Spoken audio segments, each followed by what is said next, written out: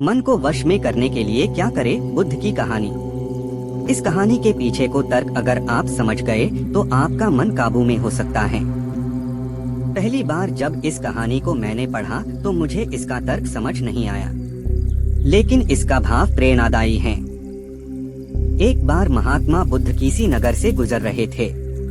बुद्ध की नजर एक कपड़े के व्यापारी पर पड़ी जो दुखी और हताश दिखाई दे रहा था। बुद्ध चलकर उनके पास गए और पूछा कि हे भंते, तुम इतने उदास क्यों हो? अगर तुम मुझे अपनी चिंता का विषय बताओ तो मैं तुम्हारी कुछ मदद कर सकता हूँ। कपड़े के व्यापारी ने बुद्ध को प्रणाम किया और उनको अंदर बुलाया।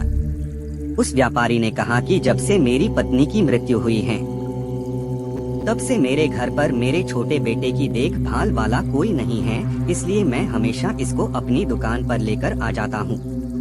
लेकिन मेरी दुकान पर आने वाले हर ग्राहक की पगड़ी को उछालकर फेंक देता है, कभी कभी उनका झोला उठाकर बाहर फेंक देता है। मैंने इसको बहुत समझाया, डांटा, लेकिन यह नहीं समझा। इसकी इस हरकतों की वजह से मेरे सारे ग्राहक खुद को अपमानित मानकर वापस चले जाते हैं। बुद्ध बोले, मैं तुम्हारी सहायता कर सकता हूँ, पर तुम मुझे वचन दो कि मैं जो भी करूँगा तुम उसमें दखलंदाजी नहीं करोगे, ना ही कोई प्रश्न करोगे। व्यापारी बुद्ध को वचन दे देता है। अगले दिन बुद्ध एक पगड़ी पहनकर आए और एक ग्राहक की भांति आकर बैठ गए। व्यापारी का बेटा आया और बुद्ध की पगड़ी को उछाल दिया।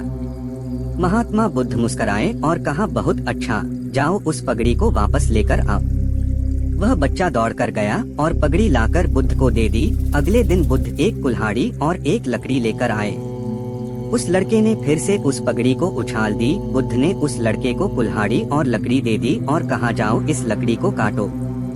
व्यापारी को थोड़ा सा डर लग रहा था कि कहीं उसके लड़के को चोट नहीं आ जाए, लेकिन उसको अपना वचन याद था। 7 दिन तक महात्मा बुद्ध कोई न कोई नया काम लेकर आते और उस लड़के से करवाते। शीघ्र ही वह लड़का भूल गया कि उसको किसी की पगड़ी उछालनी है।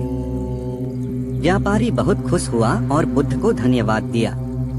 मुझे पता है कि इस कहानी का और मन के वश को कोई विशेष संबंध नहीं है, लेकिन पहले आप इस तर्क को समझ लीजिए। अगर हम अपने मन को अपने हिसाब से काम नहीं करवाएंगे तो मन अपने हिसाब से काम करेगा।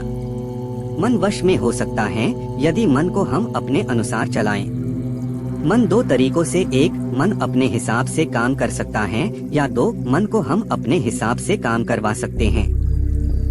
बुद्ध से मिलने से पहले उस लड़के का मन और दिमाग अपने हिसाब अनियंत्रित रूप से काम कर रहा था, लेकिन बुद्ध ने उस लड़के को अपने अनुसार काम करवाए, जिससे उसकी आदत ही बदल गई।